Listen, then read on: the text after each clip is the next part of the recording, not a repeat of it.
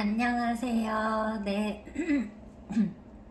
네, 오늘도 이렇게 얼굴 뵙게 돼서 너무 반갑고요. 네, 이렇게 영상 봐주셔서 감사합니다. 네, 어저께로 그 깊은 생활 회개 기도가 24일에 요정을 마쳤습니다. 그래서 오늘부터는 새롭게 기도를 시작하려고 하는데요. 네, 오늘부터 시작할 기도는 사순절 기간에 맞춘 40일간의 예수님의 십자가 묵상 기도입니다. 그래서 40일 동안 사순절 기간 동안에 예수님의 그 십자가를 묵상하면서 다 같이 기도 시작하려고 합니다. 이 책이에요. 네. 보이시죠? 네. 그래서 40일 동안 저희가 이번에는 하루도 빠뜨리지 않고 연속해서 기도를 드리려고 합니다. 네. 근데 아마 교회 다니시면서 이제 뭐 물론 오랫동안 신앙생활 하시고 교회 다니신 분들은 사순절이 무엇인지 잘 아실 거예요. 어떤 절기인지. 근데 초신자분들 같은 경우에는 이 사순절이 뭘까? 좀 낯설고 궁금하실 수 있어요. 네, 그래서 사순절이 뭔지 제가 간단하게 여기 적어왔거든요. 네, 말씀을 드릴게요. 사순절이란 부활절 전까지 6번의 주일을 제외한 40일 동안의 기간을 말한다고 합니다. 네, 그래서 예수님께서 십자가에 매달려 돌아가시고 다시 3일 만에 부활하셨잖아요. 네, 그 부활하신 날을 기준으로 해서 부활하시기 전까지 40일 기간을 말하는 것이고요. 그 40일 기간에는 주일이 6번 제외되기 때문에 주일을 제외하고 40일 기간을 말합니다. 네, 사순절 기간 동안에는 이제 예수님께서 우리 죄를 사해 주시기 위해서 이렇게 십자가에 매달려 돌아가셨잖아요.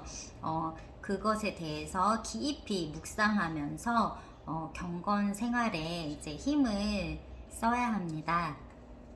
네, 예수님을 주인으로, 나의 주인으로 마음에 모셔드리고 이렇게 구주로 영접하여서 이렇게 나를 구원해 주신 주님, 네, 그분을 주인으로 받아들이고 믿고 이렇게 살아가시는 모든 성도님들은 이 기간만큼은 좀 다른 때와 다르게 좀 구별해서 경건한 생활을 하고자 힘쓰는 것이 아무래도 좀 의미가 있을 것 같아요. 네, 그래서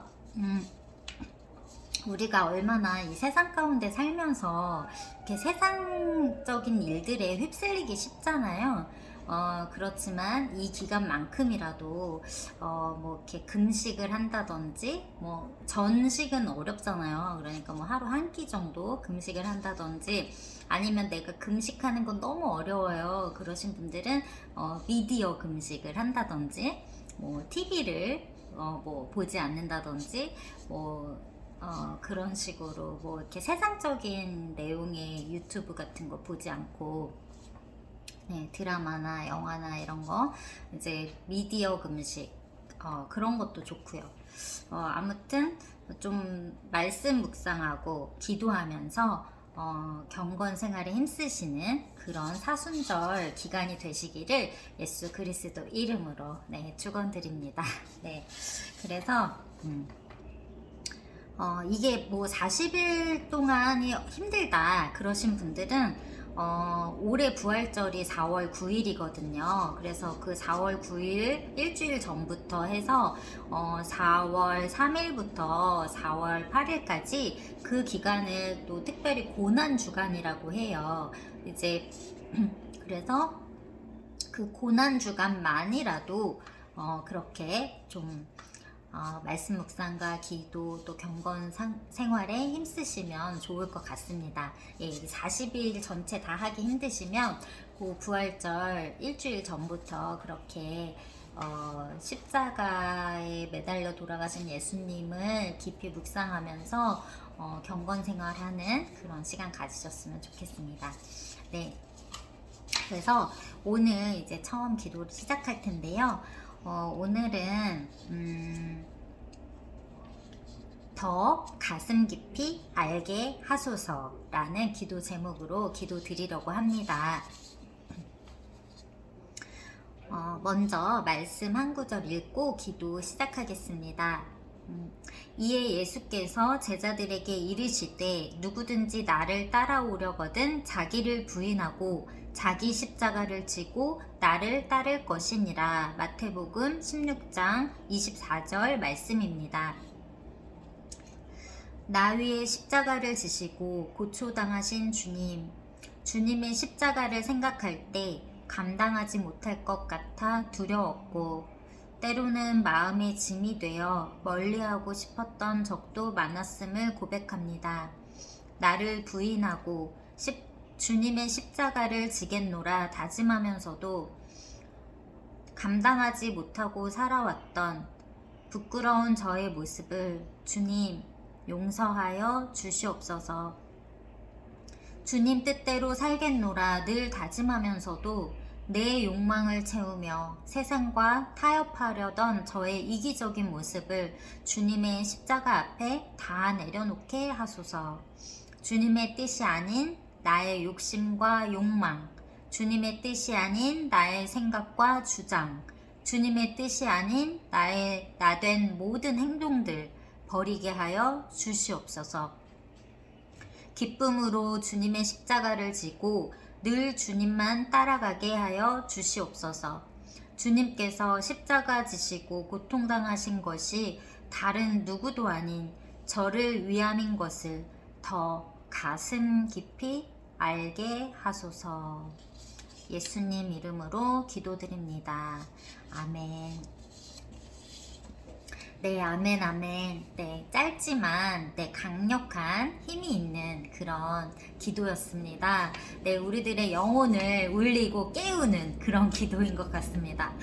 네, 짧게 이제, 말씀을 나누자면, 은혜는, 하나님의 은혜. 정말, 은혜라는 말 듣기만 해도 저절로 막 이렇게 미소가 지어지고, 예. 기쁘고 네, 감사하게 되는데요. 이 은혜라는 것이 정말 하나님의 이 은혜는 정말 놀랍고 또 이 모든 신앙의 힘입니다. 그리고 우리가 성도들이 살아갈 수 있는 이 고난 가운데 고통 가운데 이 정말 악으로 가득한 세상을 살아가는데 정말 삶의 힘입니다. 삶의 힘의 원천입니다. 네. 그래서 우리들은 늘 이 하나님의 은혜를 구하며 살아가야 되는 줄로 믿습니다. 네, 하나님의 은혜 없이는 정말 1분 1초도 살아갈 수 없죠. 네, 그렇습니다.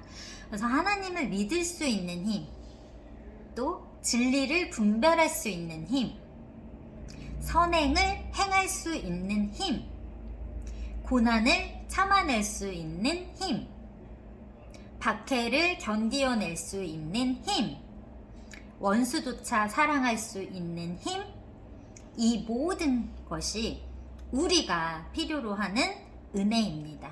네, 그 모든 것은 우리의 힘으로는 절대 할 수 없기 때문이에요. 네, 우리가 믿는 것조차 우리의 힘과 능력으로 되는 것이 아닙니다. 하나님의 은혜로 믿어지는 것입니다. 그렇기에 똑같은 복음을 전해 들었을지라도 믿음이 생기는 사람이 있고 믿음이 생기지 않는 사람이 있습니다. 그것은 순전히 하나님의 은혜인 것입니다. 네, 그래서 지금 여러분들, 이 영상을 보고 계신 여러분들은 이제 하나님 복음을 듣고 이렇게 하나님을 믿게 되신 분들이잖아요. 네, 정말 얼마나 귀하고 복된 하나님의 은혜를 입으신지 모릅니다. 네, 그것만으로도 우리가 진짜 기뻐하고 정말 막 힘이 넘치고 네. 세상을 살아갈 수 있는 힘을 얻는 줄로 믿습니다. 네, 또 감사해야겠죠. 네. 그래서 그 은혜로 말미암아 이제 우리가 구원을 받는 것입니다. 그래서 구원의 은혜는 정말 우리가 뭐 어떤 노력을 해서 우리가 어떤 애써서 내 노력으로 뭐 내 공덕으로 얻는 것이 아닙니다. 네, 은혜는 정말 값없이 하나님께서 주신 은혜인 줄로 믿으시기 바랍니다.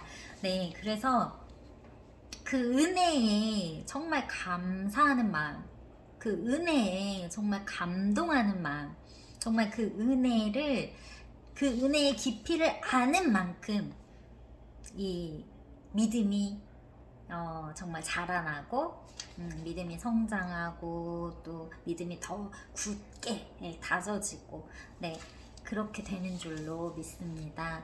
네, 그래서 그 하나님의 은혜를 더 많이 이렇게 느낄수록 감사하게 되고, 또 그 은혜를 구하는 기도를 하게 되고, 네, 모든 것을 하나님께 의지하게 되는 줄로 믿습니다. 네, 그래서 정말 우리는 은혜를 받았잖아요. 정말 놀라운 은혜예요. 정말. 근데 이 은혜를 받지 못한 자들의 삶은 정말 말 그대로 저주와 악담의 그런 삶이 되는 것이죠.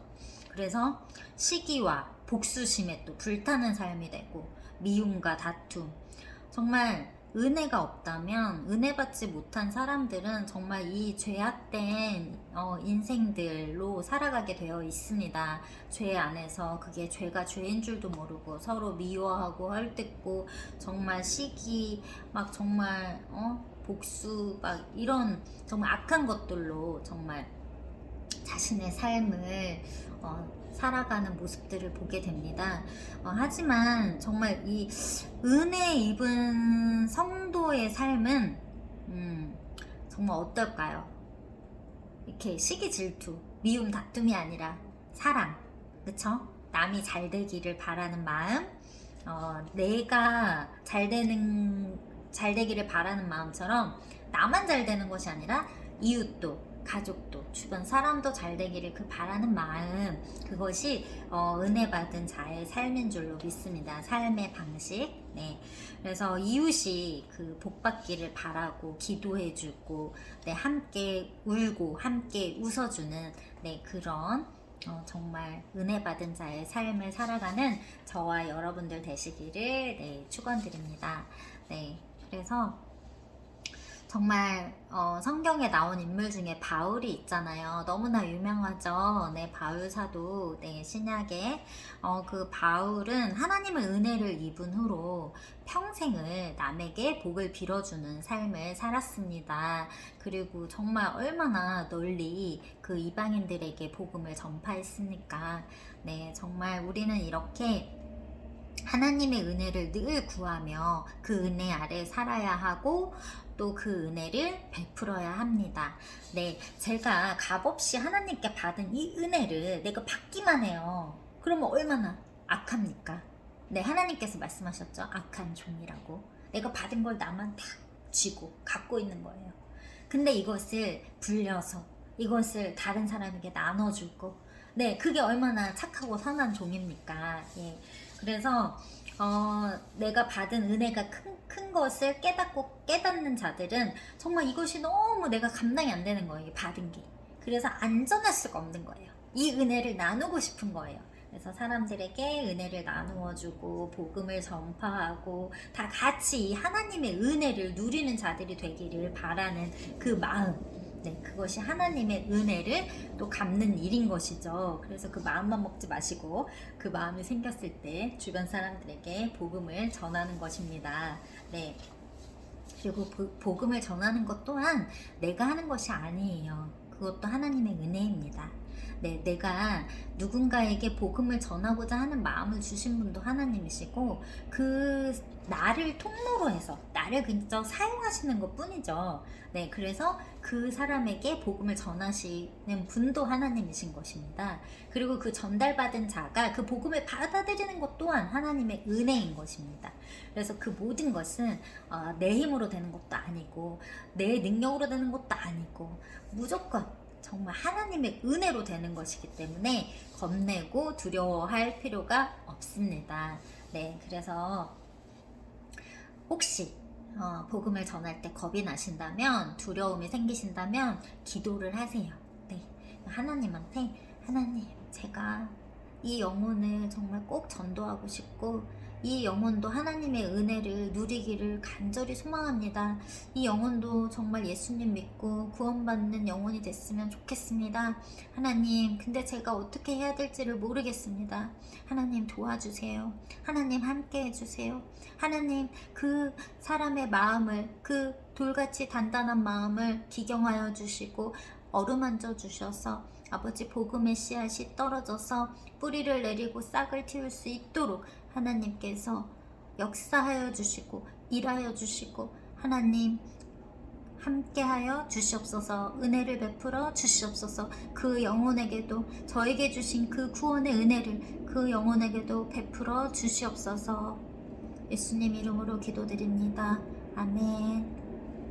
네, 이런 마음으로 간절히 하나님한테 기도하며 나아가면 하나님께서 꼭 그 복음을 전할 기회를 만들어 주시고 또 정말 그 복음의 씨앗이 떨어져서 뿌리를 내리고 싹을 틔울 수 있도록 잘 자라게 키워주시는 분은 하나님이십니다. 그렇기 때문에 우리들은 그저 전달자일 뿐이고 그 받은 은혜를 정말 너무 값없이 받았고 정말 은혜로 받았기 때문에 그것을 주변 사람들에게 이 좋은 은혜, 하나님의 은혜를 나누고자 하는 것입니다. 네, 그래서 그런 마음으로 기도로 나아가서 정말 복음을 전하면 잘 전달될 줄로 믿습니다. 네, 하나님께서 역사하실 줄로 믿습니다. 네, 아멘, 아멘. 네, 그렇습니다. 네, 그래서 제가 오늘 조금 말이 길어졌는데요. 네, 그래서 정말 그 주님의 은혜, 값없이 받은 은혜, 정말 우리들이 감사하는 그런 하루 되시기를 예수 그리스도 이름으로 축원드리면서 네, 또 하나님과 함께 이 잡은 소원 꼭 붙잡으시고 절대 놓치지 마시고 세상 끝날까지 내가 너와 함께 하리라 하신 그 말씀 붙잡고 오늘 하루 지내셨으면 좋겠습니다. 네, 감사합니다. 샬롬.